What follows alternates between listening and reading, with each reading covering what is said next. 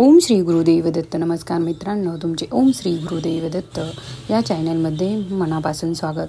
मित्रांनो, तुम्हाला माहीतच आहे की श्रीरामनवमी ही संपूर्ण भारतात अगदी मोठ्या उत्साहात साजरा केली जाते. चैत्र शुद्ध नवमी म्हणजेच रामनवमी असे म्हणतात, कारण याच दिवशी अयोध्येला भगवान श्रीरामचंद्रांचा जन्म झाला होता.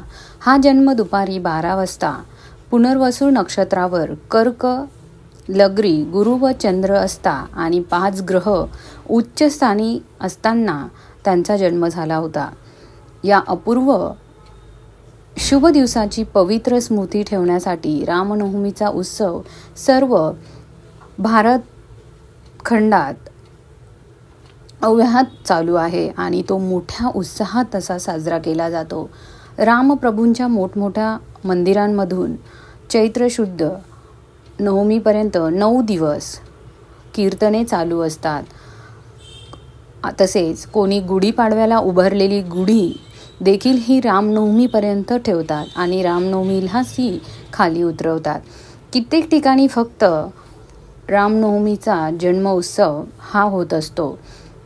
त्याचप्रमाणे बरेच जण राम जन्म उत्सवाचा उपवास देखील करतात. जन्म संवत्सरानंतर रात्री पालखीतून रामप्रभूंची मूर्ती मिरवली जाते. 9 दिवसांचा उत्सव हा उत्साहाने यथासांग पार पाडल्यानंतर दशमीच्या दिवशी समाराधना करण्याची ही प्रघात पुष्कळ ठिकाणी आहेत. कित्येक ठिकाणी दशमीच्या दिवशी लळित करण्याची ही चाल आहे. लळित झाले म्हणजे या उत्साहाची समाप्ती झाली असे समजतात.